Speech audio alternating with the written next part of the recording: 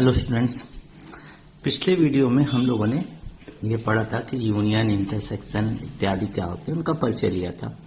तो मैं एक्सरसाइज 1.4 के कुछ क्वेश्चन ले रहा हूँ, इससे आपको और चीजें क्लियर होंगी और उसके बाद कुछ प्रॉपर्टीज पढ़ेंगे यूनियन और इंटरसेक्शन इत्यादि की। तो देखिए, ये क्वेश्चन है जैसे 1.4 का पहला ही क्वेश्चन है, पहले के एक पार्ट है, थर्ड पार्ट है। क्या कह रहा है कि x एक नेचुरल नंबर है, यानी कि x एक प्राकृतिक संख्या है। बुक में लैंग्वेज लिखी है, मैंने लिख दिया x बिलोंग्स टू n, मतलब x एक प्राकृतिक संख्या है, नेचुरल नंबर है। और n मल्टीपल ऑफ 3, और 3 का वो क्या है, गुणज है, गुणक है, यानी कि वो 3 के टेबल में आता है, 3 के पहाड़े में आता है। तो अगर मैं इसको बदल दूं सारणी रूप में, रोस्टर फॉर्म में, तो ये कह रहा है कि नेचुरल नंबर जो कि 3 से कट जाते हैं, ऐसे 3, 6, जो 3 की टेबल में, 3 के पहाड़े में प्राकृतिक संख्याएं आती है वो लेनी है। तो 3, 3, 6, 9, 12, 15 ऐसे आगे करते चाहिए। ऐसे ही ये कह रहा है कि x एक प्राकृतिक संख्या है, नेचुरल नंबर है, लेकिन कैसा है, 6 से छोटा, लेस देन 6।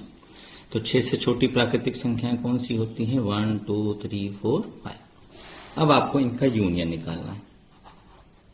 यूनियन का मतलब होता है कि इन दोनों के सारे एलिमेंट आप ले लीजिए, यानी कि आप 1 भी लेंगे, 2 भी लेंगे, 3 भी लेंगे, 4 भी लेंगे, 5 भी लेंगे, और उसके बाद 6 भी लेंगे। 1, 2, 3, 4, 5 इसके सारे एलिमेंट आ गए। अब इसके भी सारे एलिमेंट लेने हैं। 3 हम ले ही चुके हैं, 6 हमने ले लिया है। अब इसके बाद 9, फिर 12 एंड डॉट डॉट डॉट ऐसे आएगा। ये है इन दोनों का यूनियन। इसी क्वेश्चन का 5वें क्वेश्चन में आपको इसी क्वेश्चन का इंटरसेक्शन भी निकालने को आएगा। तो इंटरसेक्शन यानी कि दोनों का कॉमन एलिमेंट, उभयनिष्ठ अवयव। तो कॉमन एलिमेंट कौन सा है आपका, 3 है, बस ये इंटरसेक्शन आएगा। तो इस तरह से आप यूनियन और इंटरसेक्शन निकाल सकते हैं। इस बुक में एक क्वेश्चन है जो कि बहुत पूछा जाता है, एग्जाम वगैरह में तो नहीं, स्टूडेंट्स लोग अक्सर पूछते हैं, जो कि बहुत इजी क्वेश्चन है। वो है 11th क्वेश्चन है। वो क्या कह रहा है कि r is the real number. r क्या है, वास्तविक संख्या है, रियल नंबर है, वास्तविक संख्या है। और आपका q है आपका रेशनल नंबर, परिमेय संख्या। ये वास्तविक संख्या और ये परिमेय संख्या। आप जानते हैं वास्तविक संख्या दो संख्याओं से मिलकर बनती है, परिमेय यानी कि रेशनल और अपरिमेय यानी कि इरेशनल। इन्हीं दोनों से मिलकर रियल नंबर बनता है। तो यानी कि रियल नंबर जब आपसे कहा जाए, वास्तविक संख्या आपसे कहा जाए, तो इसमें दो संख्याएं आ जाती हैं, परिमेय यानी कि रेशनल और अपरिमेय यानी कि इरेशनल। अब कह रहा है कि r माइनस क्यू, बताइए क्या होगा। जाहिर सी बात है कि माइनस का मतलब होता है कि आपको पहले समुच्चय के वो अवयव लिखने हैं जो दूसरे में ना हो। तो दूसरे समुच्चय में कौन से अवयव हैं, रेशनल नंबर है, यानी कि परिमेय संख्या है। अब आपको वास्तविक संख्याओं में मैंने अभी बताया कि दो संख्याओं से मिलकर बनता है परिमेय और अपरिमेय। तो परिमेय संख्या तो क्यू में है, तो इसका मतलब आपको यहाँ पर लिखनी है अपरिमेय संख्या, यानी कि इरेशनल नंबर, क्योंकि r के वो एलिमेंट जो क्यू में ना हो। तो r के कौन से एलिमेंट, कौन से अवयव क्यू में नहीं है, अपरिमेय संख्या, क्योंकि परिमेय संख्या तो सारी क्यू में है। तो r के अवयव लिखने हैं जो क्यू में ना हो, तो इसका आंसर होगा इरेशनल नंबर। तो सिंपल सा क्वेश्चन है, लेकिन कंफ्यूज करता है कई लोगों को। तो ये तो हो गया आपका परिचय। परिचय हुआ कि यूनियन इंटरसेक्शन कैसे निकालते हैं। तो अब हम लोग कुछ, ये 1.4 एक्सरसाइज है, आई होप बाकी क्वेश्चन आप खुद ट्राई करेंगे, लगा लेंगे। तो 1.4 एक्सरसाइज पे मैं चलूं, उससे पहले आपको कुछ गुणों के बारे में बता दूं। कुछ प्रॉपर्टी है यूनियन इंटरसेक्शन की, उसको ध्यान रखिएगा। जैसे कभी आपसे पूछा जाए कि ए यूनियन ए कितना होगा, तो जाहिर सी बात है ए का ए से यूनियन लोगे तो ए ही आएगा, ये ध्यान रखिएगा। अब रही बात कि ए यूनियन बी निकालें चाहे बी यूनियन ए, दोनों का वैल्यू क्या आएगी, सेम। यानी कह सकते हैं कि यूनियन जो है कम्यूटेटिव होता है, यानी क्रम विनिमय नियम का पालन करता है। ऐसे ही ये सहचर नियम का भी पालन करता है, यानी कि 3 सेट का, 3 समुच्चय का हम ऑर्डर बदल बदल कर यूनियन निकालें, दोनों की वैल्यू क्या आएगी, सेम आएगी। अब आगे बढ़ते हैं। यही रूल आपको लमसम इंटरसेक्शन में भी मिलेंगे, इसलिए मैं यूनियन में बताते चल रहा हूं। तो ध्यान रखिएगा, जो रूल इंटरसेक्शन में भी वही होंगे, तो मैं उसको इंटरसेक्शन में नहीं बताऊंगा, वो आप किताब से, बुक से रीडिंग कर लीजिएगा। अब रही बात कुछ खास ऐसे गुण जिनकी काफी जरूरत पड़ती है आपको। जैसे अगर आपसे कहा जाए ए यूनियन 5 लीजिए, यानी कि रिक्त समुच्चय एम्प्टी सेट के साथ ए का यूनियन लीजिए, तो ये ए आएगा, क्योंकि यूनियन का मतलब होता है इनके सारे अवयव। और आप जानते हैं फाई यानी कि एम्प्टी सेट यानी कि नल सेट यानी कि रिक्त समुच्चय में कोई अवयव कोई एलिमेंट नहीं होता है। तो इसमें जब कोई अवयव होता ही नहीं तो ए के अवयव में कोई परिवर्तन नहीं होगा, तो आंसर ए ही आ जाएगा। ऐसे ही यूनियन की बात करें अगर यूनिवर्सल सेट से ले लिया जाए समष्टि समुच्चय से, तो चूंकि समष्टि समुच्चय में सारे ए के अवयव होते हैं, मतलब किसी भी समुच्चय के सारे अवयव समष्टि में होंगे, इन दोनों का यूनियन यू आएगा, ये ध्यान रखिएगा। तो मैं आपको एग्जाम्पल देके थोड़ा सा और क्लैरिफिकेशन कर देता हूं। जैसे मेरे पास ए है, ये मान लीजिए, ज्यादा एलिमेंट नहीं लूंगा, 1 2, और ये यू ले लिया 1 2 3, और 5 तो रिक्त होता है, चलिए ये भी ले लेते हैं, ये भी दिखा देते हैं। अब आप देखो ए के साथ 5 का यूनियन लीजिए, तो यूनियन का मतलब इन दोनों के सारे एलिमेंट। तो हमने सारे एलिमेंट ले लिए, तो सभी एलिमेंट जब हमने ले लिए तो आपने देखा होगा कि 5 में कोई एलिमेंट होता ही नहीं है, तो ए के ही सारे एलिमेंट आए, यानी कि इसका आंसर किसके बराबर आ रहा है, ए के ही इक्वल आ रहा है, ए के ही बराबर आ रहा है।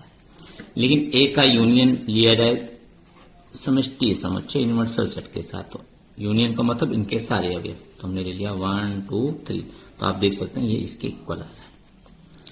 तो इसको आप याद रखिएगा, इसकी जरूरत क्वेश्चन इत्यादि में पड़ जाती है। ये तो बात हो गई यूनियन। उसके बाद आपका आता है इंटरसेक्शन।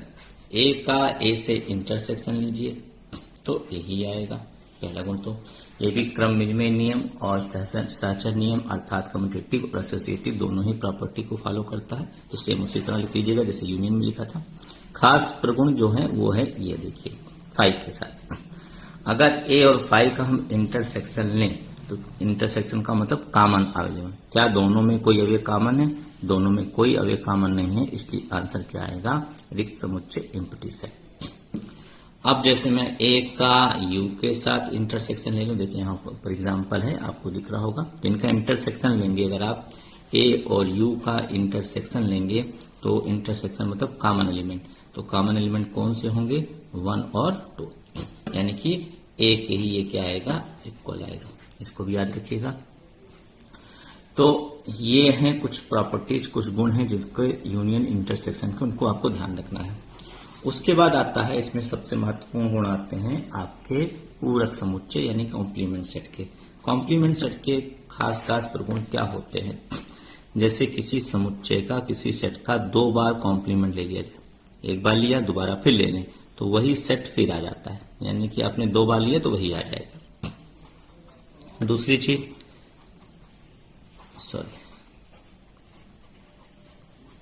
ए यूनियन बी का आपने कॉम्प्लीमेंट लिया, अगर ये कॉम्प्लीमेंट यानी कि पूरक अंदर आएगा, डैश अंदर आएगा, तो यूनियन को ये इंटरसेक्शन में बदल देगा। यानी कि अगर यूनियन है तो यहाँ इंटरसेक्शन हो जाएगा, और अगर इंटरसेक्शन है तो डैश अंदर अलग अलग जब जाएगा, ए पर अलग और बी पर अलग, तो इंटरसेक्शन को ये यूनियन में बदल देगा।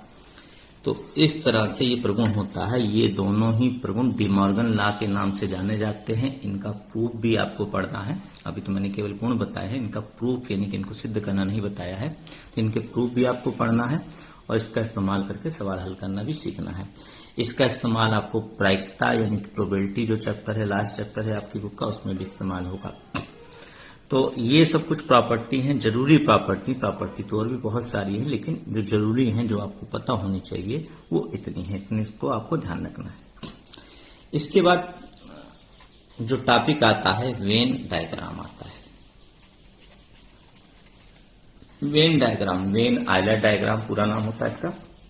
वेन डायग्राम क्या होता है, वेन आरेख क्या होता है, जब हम समुच्चय को चित्रों के माध्यम से व्यक्त करते हैं तो वो वेन डायग्राम कहलाता है। हम चित्र किस प्रकार बनाते हैं देखिएगा, समझिए। हम एक आयत बनाएंगे और ये आयत रिप्रेजेंट करेगा समष्टि समुच्चय यानी कि यू को। यू यहाँ पे या बाहर कहीं लिख सकते हैं, जो ये बताए कि ये आयत, ये रेक्टेंगल क्या है, आपका समष्टि समुच्चय है। और बाकी जितने भी समुच्चय होंगे सब इसी के अंदर बनेंगे, क्योंकि सारे के सारे सेट जो होते हैं इसके सबसेट होते हैं, उपसमुच्चय होते हैं, इसलिए इसके अंदर बनेंगे। और उनको आप वृत्त से बनाएंगे, जैसे मैंने वृत्त बना दिया, ये समुच्चय ए को रिप्रेजेंट करता है। तो ऐसे बहुत सारे आप वेन डायग्राम बनाना सीखेंगे। तो आपको मैं एक सिंपल सा एग्जांपल लेता हूं कि वेन डायग्राम में आपको क्या क्या करना हो सकता है। जैसे मैं एक समुच्चय ले लूं ए, 1 2 3, और एक समुच्चय ले लूं बी 3 4 और एक यू ले लूं 1 2 3 4 5। हमने ये तीन एक समुच्चय का वो ले लिया उदाहरण। अब इनको वेन डायग्राम में रिप्रेजेंट करना है। हालांकि ये बहुत इजी क्वेश्चन होता है, इसलिए ना तो आपकी बुक में है ना एग्जाम में पूछा जाएगा, लेकिन इससे आप वेन डायग्राम को अच्छे से समझ सकते हैं। हमने दो समुच्चय बना दिए, एक ए बनाया सर्किल से, दूसरा भी, एक दूसरे को काटते हुए ऐसे इंटरसेक्ट करते हुए ए और बी, ये दो समुच्चय यू हो गया, ये बन गया। अब इसके अंदर यही अवयव फिलअप कर देंगे, एलिमेंट फिलअप करना है। तो पहले आप वो अवयव फिलअप करेंगे जो ए और बी में कॉमन होंगे। ए और बी में कॉमन कौन है? 3। कॉमन एलिमेंट जहां पर दोनों वृत्त काट रहे हैं वहां फिलअप करिए, ये 3। ये बता रहा है कि दोनों का इंटरसेक्शन कितना है, कॉमन कितना 3 है। समझिएगा धीरे से। अब ए के एलिमेंट जो कि आपके बी में नहीं है, यानी कि कॉमन नहीं है, जो जैसे 1 2 वो ए में यहां पे फिलअप कर दीजिए, और बी के एलिमेंट जो कि ए में नहीं है, जैसे ये 4 यहां फिलअप कर दीजिए।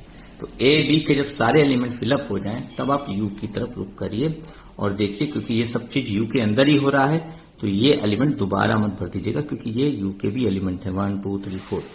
केवल वो यू का एलिमेंट फिलअप करिए जो अभी तक नहीं हुआ है, जैसे 5, और वो इन दोनों वृत्तों के बाहर होगा, क्योंकि ना तो ये ए में है ना तो बी में है, इस आयत के अंदर कहीं भी, और ए और बी के बाहर। ऐसे एलिमेंट फिलअप करते हैं आप। ये तो बात हो गई एलिमेंट कैसे फिलअप करते हैं, बहुत सिंपल सी चीज होती है। अब ये जानने की कोशिश करिए कि वेन डायग्राम में यूनियन क्या होता है, इंटरसेक्शन क्या होता है। इंटरसेक्शन मैंने अभी बताया, जहां पर दोनों वृत्त काटे वो इंटरसेक्शन। यूनियन का मतलब हो गया इन दोनों वृत्तों के अंदर के सारे एलिमेंट 1 2 3 4, पूरा यूनियन है। ए माइनस बी पूछा जाए तो ऐसे एलिमेंट जो ए में हो परंतु बी में ना हो, 1 2 हो गया। बी माइनस ए पूछा जाए, बी माइनस ए मतलब बी के ऐसे एलिमेंट जो ए में ना हो, वो क्या होगा? 4 होगा। और अगर ए डैश या बी डैश पूछ लिया गया, ए डैश मतलब ए के बाहर किया गया, देखो ये ए है, ए के बाहर किया गया कौन कौन से हैं? 4 और 5, वो कहीं भी है, बस ए के बाहर हो। बी डैश पूछूं आपसे, वो अवयव जो बी के बाहर हो, ये बी के अंदर है, बी के बाहर कौन कौन है? 1 2 5।